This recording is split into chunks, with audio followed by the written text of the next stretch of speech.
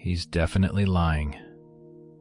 You catch yourself checking your partner's phone, listening closely to their tone of voice, searching for hints of infidelity.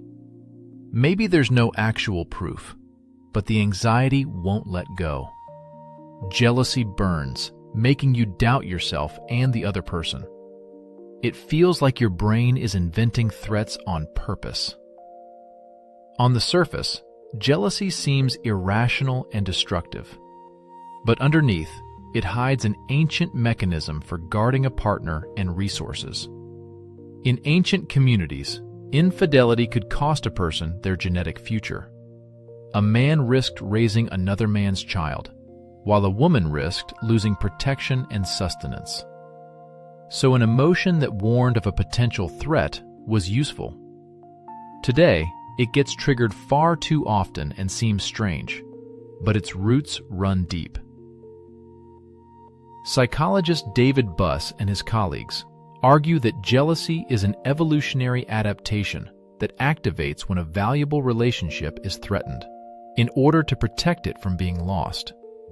Both sexes experience jealousy at signs of sexual and emotional infidelity, because both forms can signal a loss of resources and love. However, due to different reproductive risks, men most often react more strongly to sexual infidelity, as it carries the risk of paternal uncertainty, while women react more to a partner's emotional distance, which threatens the loss of support. Scientists have also found that when a partner is perceived as particularly valuable, for example, a woman is beautiful or a man provides security, the level of strict control increases. These differences don't make jealousy a male or a female problem. Research shows that jealousy itself is a signal. Across all cultures, it's triggered when an attractive rival appears, or there's a risk of losing one's partner. In human behavior, this manifests as mate guarding, a set of strategies aimed at retaining a partner and fending off competitors. Wikipedia explains that these are behaviors which serve the purpose of maintaining access to a partner and deterring rivals. Sexual jealousy is a prime example of such a mechanism.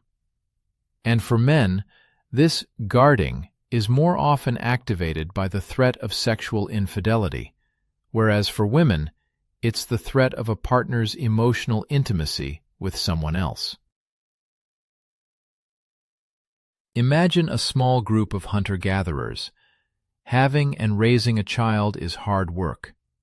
A man who invests his energy into a child wants to be sure that it's his own offspring. A woman, whose survival depends on support, is afraid her partner will leave for someone else and leave her without food. Jealousy warns of such risks and motivates a search for a solution. Spending more time with the partner, demonstrating one's value, preventing competition. In communities with high mortality rates, these mechanisms helped pass on one's genes. But in the modern world, with contraception, banks, police, and social media, this same mechanism can turn into toxic control. It's crucial to understand this ancient predisposition does not justify aggression or violence. Knowing the origin of the feeling gives you understanding, but it doesn't remove responsibility. In Buss's books, it is emphasized that jealousy is a motivational mechanism, not an excuse for one's actions. You have the right to say no to being controlled, to having your boundaries violated, and to any escalation into violence.